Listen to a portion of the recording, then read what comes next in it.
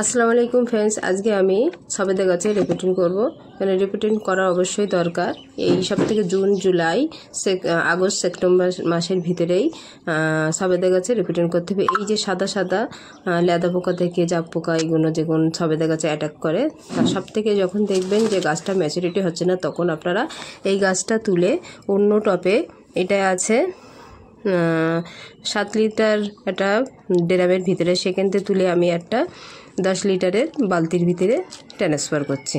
Reporting করার কেন দরকার অবশ্যই, আর নিচেই আমি যাতে পোকামাকড় না লাগে আর পিঁপড়ে না লাগে সেখানে আমি চুন দিয়ে দিচ্ছি। আর সেখানে জৈব সার বলতে আমার রেডি করা আছে গোবর সার, ভার্মি কম্পোস্ট, সমস্ত শস্যের খোল পচা দিয়ে আমি মাটিটা রেডি করে রেখেছিলাম।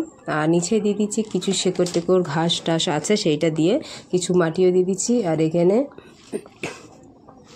ফিরোডন দেওয়া আছে, ইউরিয়া সার দিয়ে এই মাটিটা গোবর সারটা দিয়ে কোকোপিট দিয়ে আমি 1 মাস ধরে রেডি করে রেখেছি। কিছু মাটি নিচে দিয়ে দেবো, দেওয়ার পরে তারপর আমি গাছটা বসালে ম্যাচুরেট হয়ে যাবে। ম্যাচুরেট হলে তারপর আমার ফুল ফল থেকে সমস্ত গাছটা যখন আর যখন রিপোর্টিং করবেন, তখন যেন সাইডে যে শেকড় আছে বেশি যদি থাকে, আমার বেশি শেকড় নেই, গাছটা একটু মনে হয় নিচে পিঁপড়ে লেগেছে, তার জন্যে আমি রিপোর্টিং করছি।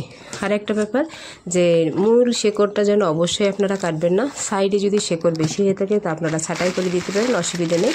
দেখেন নিচেই যে সমস্ত রেডি করা আছে, এই জৈব সার সমস্ত করা, আর এতে সমস্ত যা যা দেওয়া আছে সমস্ত সব কিছু দিয়ে আমি 1 মাস ধরে রেডি করে রেখেছি। এখন এখান থেকে সাইডে মাটিটা পুরো শুকনো না, পুরো হাত দিয়েই তোলা যাচ্ছে, আর ভালোভাবে এটা একদম রিপোর্টিংটা করা যাবে। এখান থেকে তুলে আমি ওই ড্রামটায় বসিয়ে দেবো।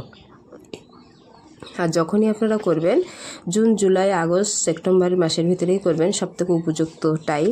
এই টাইমটাই করলে গাছটা ম্যাচুরিটি হবে, ভালো হবে।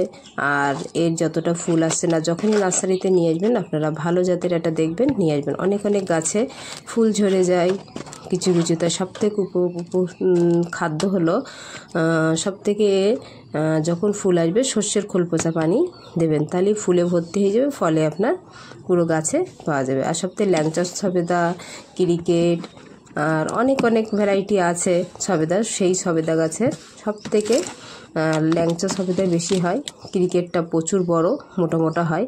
তা আমার এটা হলো ল্যাংচা সবেদা, ছোট হয়েছিল, এটা 4-5টা হয়েছিল। আর এটা মূল শেকড়, এই মূল শেকড়টা খবরদার যেন কোনো সময় আপনারা এটা কাটবেন না, তাহলে মূল শেকড়টা কাটলে সাইডে যেগুলো থাকে, আর আমার এতে শেকড় যেরকম হয়নি, মনে হচ্ছে পিঁপড়ে লেগেছে, তাই জন্য একে আমি রিপোর্টিং করতে হচ্ছে।